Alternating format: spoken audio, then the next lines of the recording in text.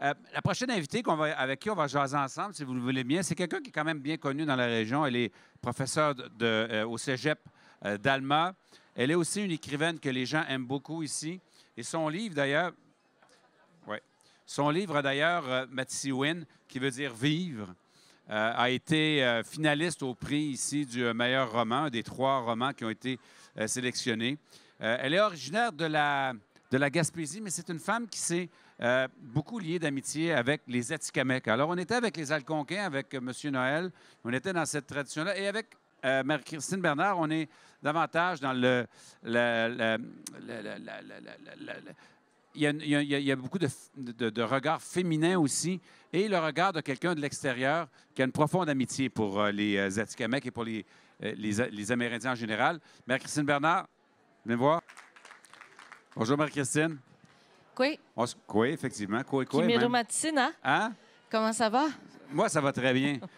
Et d'ailleurs, je suis inscrit à des cours d'Innu et j'ai essayé de prononcer toute la journée le mot correct, comment on dit les Inuits de la région ici. Et je pense que j'aurai besoin de pratiquer encore un peu. Pequakamilnoats. Oui, bien moi, c'était une Innu de Betty qui me l'apprenait avec un mauvais accent. Ça Elle marchait avait pas. l'accent de la Côte-Nord. Oui, Hein, c'est ça.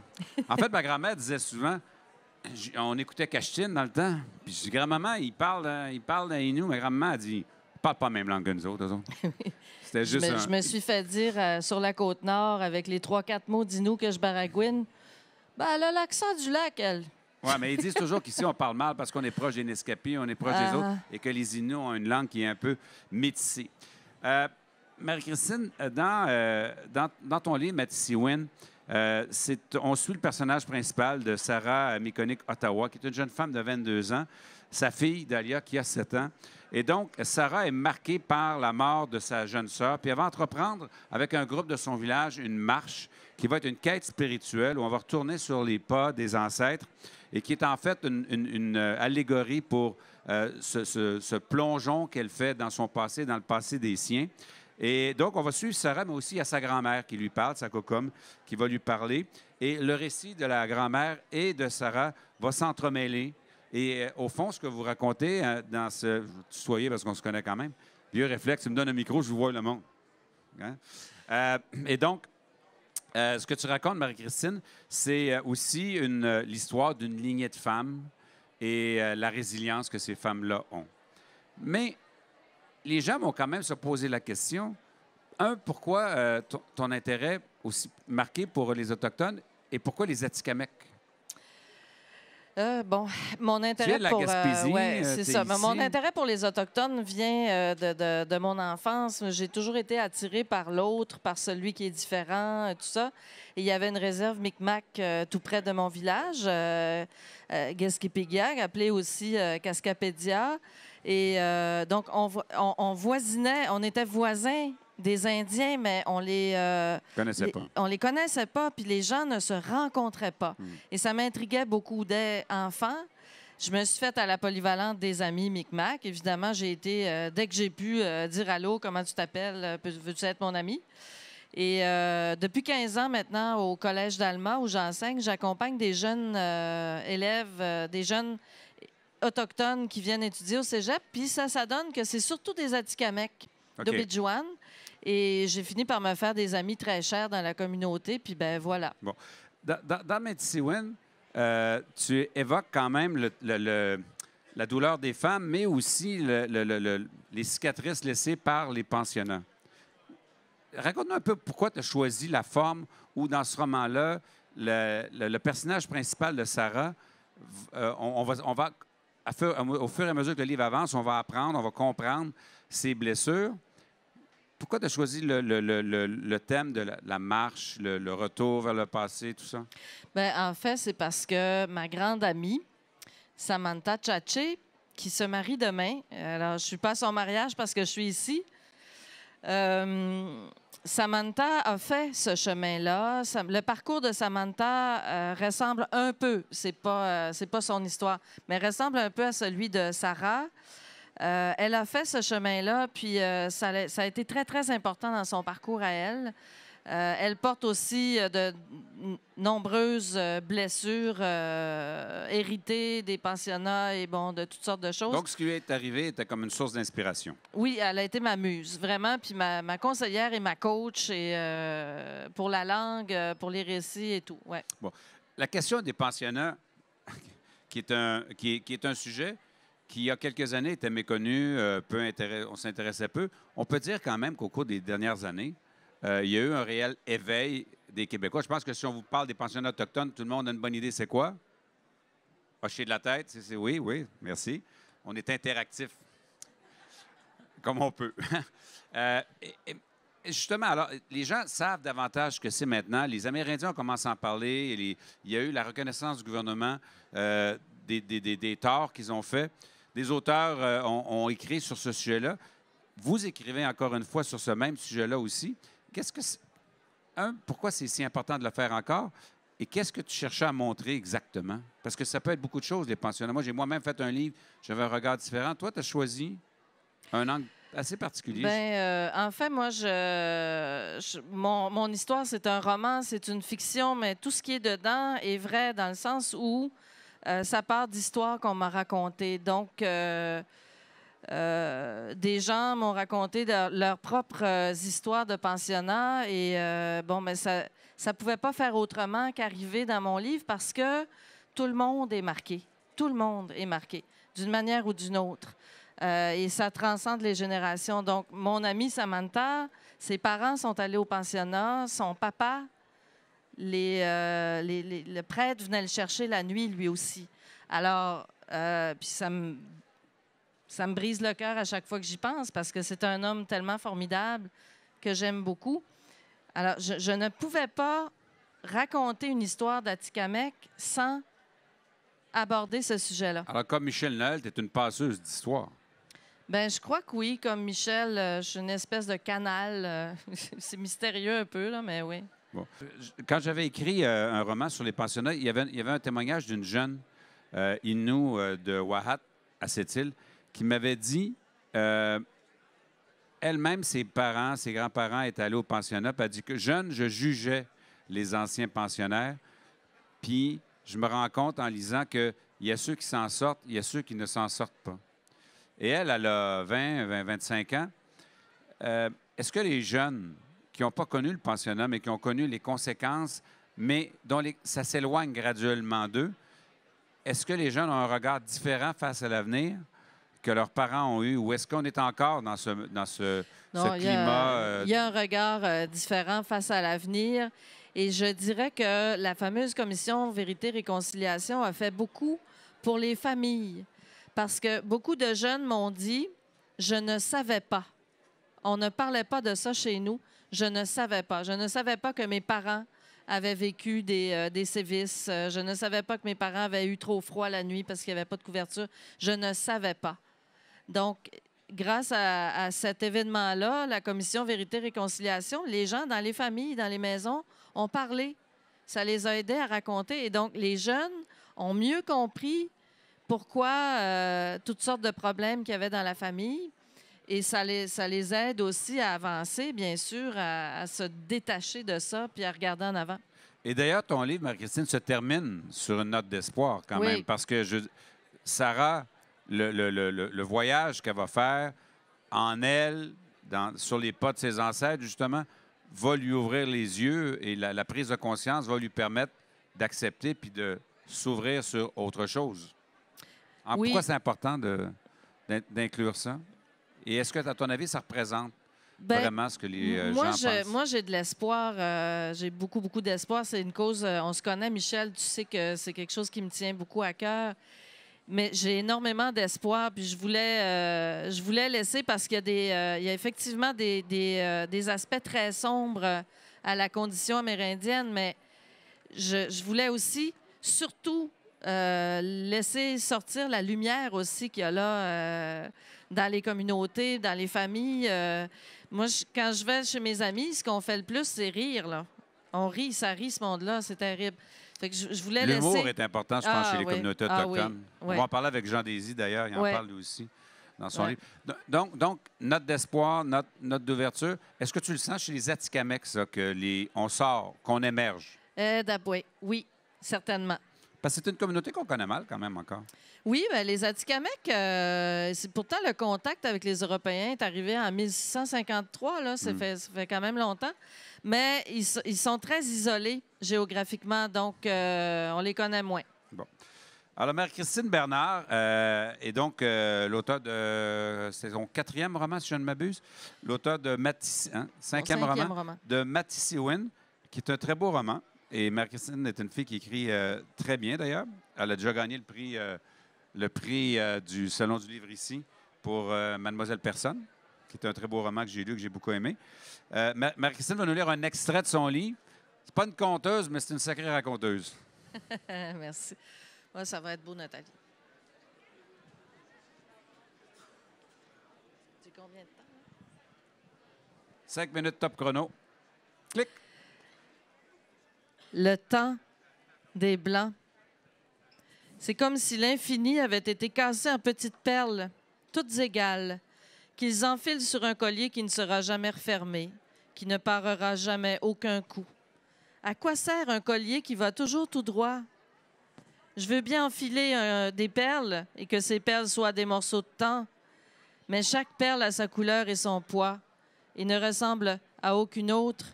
Chaque heure est habitée d'elle-même et nous dicte ce dont elle doit être faite.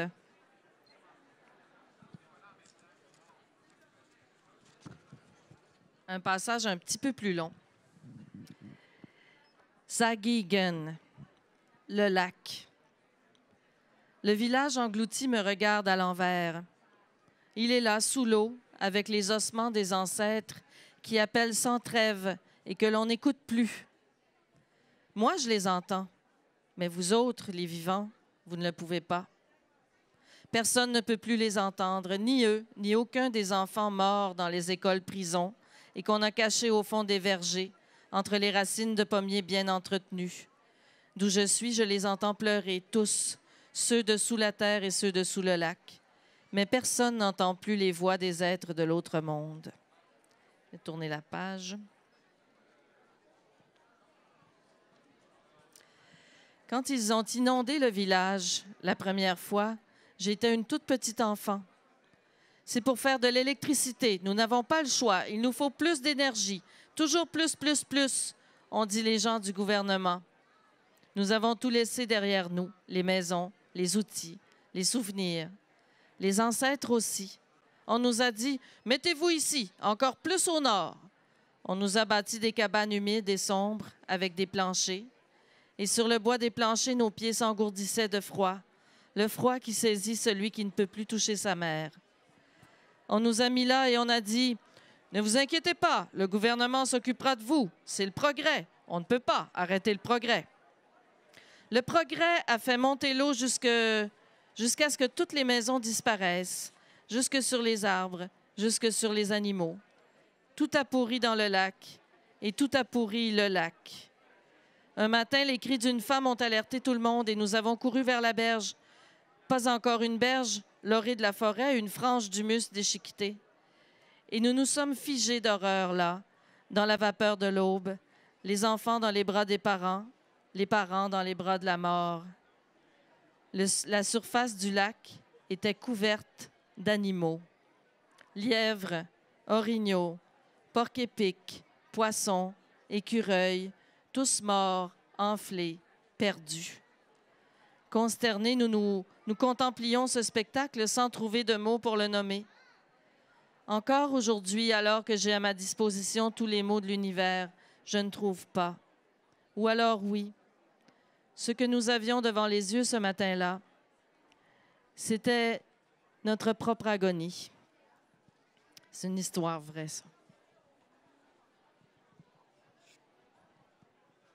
Un dernier petit extrait. Tu portes en toi bien des larmes, Chico Chichiche, petite étoile. Mais tu portes surtout le rire, celui des soirs où le feu nous cuisait les fesses tant il fallait en rester proche pour ne pas geler, celui des glissades folles dans la neige de janvier, celui des matins amoureux, le rire complice des femmes qui cuisinent et des amis qui se taquinent, celui qui suit la chaleur du Sweat Lodge, celui qui déjoue les mystères et repousse les cauchemars, celui qui naît dans le cœur transporté par la danse. Bien sûr, le monde est constamment arrosé de nos larmes, mais il résonne et résonnera toujours du rire des Nerovisio, ma petite fille. Ne l'oublie pas. Nous rions parce que nous sommes fragiles. Nous rions pour faire tenir ensemble les morceaux du monde. Merci. Merci beaucoup, Marie-Christine. Alors, Marie-Christine Bernard, l'auteure de Matissewen, qui est ici aussi tout le week-end au Salon du Livre, qui a même sacrifié sa présence au mariage de sa grande amie. Demain, c'est dire comment elle aime ses lecteurs. Merci, Marie-Christine, c'est toujours un plaisir.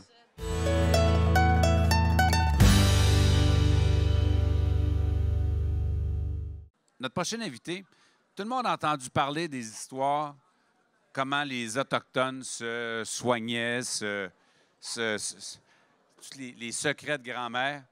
Et la tradition chez les Inuits et chez les Inuits ici de Mashteuiash était, comme dans tous les peuples autochtones, une tradition orale. À partir d'un certain moment donné, les gens ont commencé à vieillir et on avait peur de perdre cette connaissance-là. Et les gens ont accumulé cette connaissance-là dans des livres, ce qui en soi est quelque chose qui n'a pas de sens dans la culture autochtone quand on y pense, parce que c'est une tradition orale. Puis dans le livre, savoir des... Je le sais, j'ai essayé de le pratiquer, les indulgents. Des Pequawkamilnwich. C'est avec mon accent de Batiamite, c'est pas bon. Sur les plantes médicinales. C'est un recueil, en réalité, de tout le savoir de santé, de pharmacie qu'avaient les Inuits. Et c'est vraiment fascinant. La personne qui va nous en parler, c'est Géraldine Laurando, qui donc a travaillé sur ce livre-là. Madame Laurando? Alors, je disais, quand on y pense, en réalité, un livre sur les recettes et le savoir en matière de santé, c'est quelque chose qui va un peu à l'encontre de la culture autochtone, puisque tout est oral. Mais c'est important, quand on est rendu à une période qu'on est maintenant, où les anciens partent et risquent d'emporter avec eux de l'écrire quelque part. Pourquoi on fait et quand on fait quelque chose comme ça, ça ne doit pas être facile non plus d'être certain qu'on ne perd rien et qu'on n'oublie rien. C'est certain que ce que vous dites au départ, la transition entre la tradition orale, la tradition écrite, déjà au départ, ça, c'était un processus en soi là, de réfléchir comment c'est peut-être le moyen qu'on a trouvé le plus simple puis le plus physique là, de garder les traces. La tradition, on ne l'a pas toute rassemblée dans ce petit guide-là. C'était un départ, c'était un début. On a travaillé 4 ans de temps à questionner des aînés. Puis comment ils sont quand on leur pose des questions, quand on veut savoir? On leur dit, écoute, on veut faire un livre.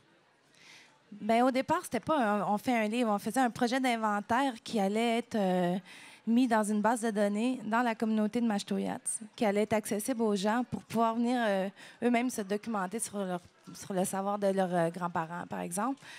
Puis, on a fait différentes manières, des entrevues, des fois en face-à-face, comme on fait là. D'autres fois, ce qui fonctionnait le mieux, c'est on partait en forêt. On avait 1 ou 2 aînés, puis on disait est-ce que vous avez un terrain ou est-ce que vous voudriez nous montrer des plantes? Puis là, on était un petit groupe. Moi, je suis ethnologue. Bon, il y avait des gens de l'Association du Parc Sacré qui organisaient ça. On essayait d'emmener des jeunes avec nous. Puis on partait avec les aînés en forêt. Puis on allait marcher. Puis là, c'est là que ça se passe. C'est comme si on racontez-moi comment c'était quand quelqu'un vous présentait quelque chose. Ça devait être fascinant quand même.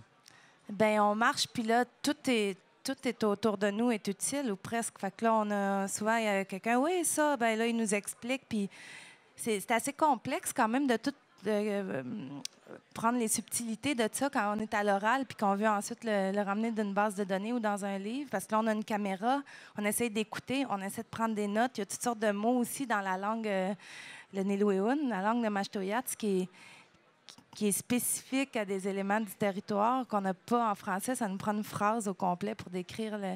Fait que c'est quand même... c'est tout un apprentissage juste de faire ces entrevues-là puis juste de comprendre qu'est-ce qu'on est en train de se faire enseigner, là. Vous, Géraldine Laurando, qu'est-ce qui vous a le plus étonné ou le plus impressionné dans ce que vous avez découvert en faisant ça? Je vous dirais que je suis étonnée de la richesse de notre forêt. Je suis étonnée qu'on la connaisse si peu. Nous, là, les Québécois, les Canadiens, on plante des arbres, on fait ça beau, mais on ne sait pas à quoi ça sert. On a autour de nous des choses qui se mangent, qui nous guérissent, qui servent à faire de la teinture. Puis il n'y a pas si longtemps, nos grands-parents, nous aussi, là, ils devaient utiliser le bois pour construire puis se soigner, ou les oignons, et puis tous les trucs autour. On a perdu beaucoup de ça en très peu de temps. Mais la richesse de notre forêt boréale... ça a l'air, c'est pas une forêt luxuriante comme on irait au Brésil, par exemple, où est-ce que c'est plein de couleurs, mais on a des plantes ici qui sont très concentrées en composés parce qu'ils ont la vie dure. Il y a le froid, il y a le vent, ils ont des conditions de vie excessives, je dirais. Donc, ils produisent eux-mêmes des choses pour se protéger. La plante a produit quelque chose pour se protéger, puis c'est souvent ça qui devient l'élément qui te soigne. Puis l'autre chose que je dirais qui me fascine, bien, c'est comment les gens ils sont arrivés à trouver que cette plante-là faisait ça. Ça, c'est la grande question que je me pose toujours, moi. Il n'y a pas de laboratoire. Il y a des essais-erreurs sur quelques générations. Essais-erreurs. Je pense qu'il y a de l'observation aussi avec les animaux. Moi, ma grand-mère, qui était Inou, une fois, j'avais des instinctions de voix. Je vous le racontais tantôt, mais j'avais des instinctions de voix, puis les médecins étaient pas capables de me guérir. Puis c'était Noël, on allait dans la famille. Puis là, j'étais comme... Je paniquais parce que là, tous les cousins sont là. J'ai 10-12 ans. Puis je parle comme... Puis là, chez nous, il y avait toujours de la grosse musique. Puis là, j'avais pris des antibiotiques. Il n'y a rien qui marchait. Puis là, ma grand-mère, elle vivait chez mon oncle. Elle descend dans la cave. Elle dit, attends une seconde. Elle descend dans la cave. Elle tasse les bûches dans la corde de bois de mon oncle où elle vivait. Elle sort son sac de racines. Puis là, je me souviens de mon oncle Mathias qui riait un peu. « Ah, Jeannette, ça va chercher ses racines. » Puis elle ressort, puis elle a sorti une racine d'une plante qui s'appelle la sawayan, qui est comme une petite plante qui pousse dans les sous-bois, dont la racine est comme fluo orangé, pratiquement. Ouais. Hein, c'est comme rouge-orangé fluo. Elle m'a fait une infusion avec ça, et le soir, ma voix était revenue. Moi qui est un gars qui croit aux piqûres, aux pilules, j'avoue que ce fois-là, j'ai quand même été confondu. Et ce qui me fascine, c'est que on voit ça nulle part. Ce savoir-là, utile, n'est pas utilisé par l'ensemble de la communauté.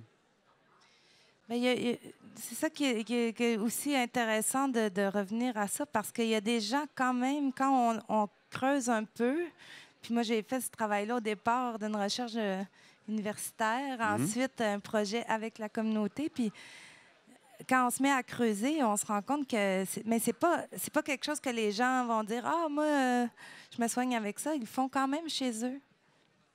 Mais il y a quelque chose un peu de secret ou d'intime là-dedans. Je sais pas, c'est peut-être le rapport avec la plante, puis le fait aussi je pense aussi la médecine... excusez s'il y a des médecins dans la salle, mais la médecine d'aujourd'hui, plus occidentale, disons, a un peu mis de côté ça en disant « Ah, ça marche pas », en faisant passer ces choses-là comme des trucs de bonne femme, comme des trucs de magie. On pense que ça marche parce que tu penses que ça marche. Mais quand tu regardes, nous, on a aussi étudié quand même, on est allé voir en parallèle des savoirs traditionnels, on est allé voir les études qui s'étaient faites en phytochimie puis en pharmacologie. Puis les données, ça concorde. Là. Donc, c'est pas des trucs de bonne femme. Ça fonctionne. T'sais. Des fois, quand on parlait tantôt de comment les gens ont trouvé essais et erreurs, c'est fascinant. La gomme de pain, on prenait le pain gris et le mélèze qu'on mélangeait à de la graisse. Ça servait à étancher les canaux. Mais on prenait la gomme à l'intérieur de l'écorce pour désinfecter et cicatriser les plaies. On a le même matériau, ou à peu près, qu'on utilise de deux façons qui ne nous semblent pas compatibles. Ce que ça démontre aussi, c'est que ces gens-là avaient une science, une connaissance qu'on ne reconnaît pas assez encore. Oui, je suis d'accord avec ça. Je pense que c'est un départ, puis il y a des travaux qui se font aussi chez les Cris et chez les Inuits, ce genre de travail-là, puis qui se corrobore avec des données scientifiques, entre autres un projet sur le diabète, les plantes traditionnelles qui aident à traiter le diabète, là, avec le Grand Conseil des Cris. Et puis, il y a plusieurs plantes qui sont vraiment intéressantes pour ça, puis qui sont, en quelque part, plus intéressantes en tisane, par exemple, en infusion, qu'en médicament parce qu'il n'y a pas les effets secondaires qui viennent avec. Parce que c'est comme une autre manière de voir les choses. Fait que je pense qu'il y a comme une communication, là, un lien à faire aussi avec notre médecine occidentale pour être capable de donner le choix aux personnes ou de pouvoir arrimer les deux sans qu'il y ait de danger. Il y a un travail à faire, mais il y a déjà du travail qui se fait. C'est sûr que ça ne fait pas des best-sellers en général. Mais il y a de plus en plus de travaux qui se font là, un peu partout dans le monde sur des connaissances comme ça, traditionnelles. Là. Avez-vous l'impression que cette connaissance-là, on va réussir à lui donner un écho, cette science des anciens qui traitaient, qui soignaient, qu'elle a encore un avenir? Que ça peut aider encore à soigner des gens? Moi, je pense que c'est l'avenir. Parce que peut-être que moi, c'est mon cas personnellement. Moi, je réagis pas bien aux produits pharmaceutiques. Ça n'a jamais vraiment fonctionné. Je me suis tournée souvent vers des médecines alternatives. Puis, je pense que le corps, il y a tout. Là, comme les Chinois ils disent, le corps, il y a tout pour se guérir lui-même. Il faut stimuler certaines parties. Puis la plante, elle travaille comme de cette manière-là. Elle travaille avec nous. Tu sais, souvent, le médicament, je dis pas arrêter de prendre les médicaments, c'est pas bon pour rien. Je dis juste qu'on pourrait se sauver beaucoup de prise de médicaments en se traitant. C'est aussi une manière de se réapproprier son corps. Parce que quand tu vas cueillir la plante, que tu te fais une infusion, tu observes qu'est-ce que ça fait dans ton corps. Si tu sens mieux, tu en prends plus souvent. Ça devient une habitude de vie aussi. Fait que c'est pas juste je prends pilule, je suis plus malade, puis je continue. Mais pour moi, la maladie aussi, c'est ça. C'est pas juste... c'est tout un ensemble de choses. Je pense que ça a un avenir pour des gens qui ont peut-être aussi une certaine fragilité avec des produits plus concentrés. Alors, le livre s'appelle « Savoir des Pequamilnuch sur les plantes médicinales ». C'est chez Forêt Modèle. C'est un ouvrage de référence, mais qui est fascinant quand on regarde à l'intérieur. Je pense qu'on prend ce livre-là, puis on est tous curieux d'aller voir un peu qu'est-ce qu'on pourrait utiliser. Vous êtes ici aussi au salon tout le week-end? Moi, je vais être ici demain seulement, mais il va y avoir des gens sinon au kiosque de la Forêt Modèle là, jusqu'à dimanche. Et les gens peuvent donc, si on a des questions, entre autres, notamment, ouais. on a plusieurs questions.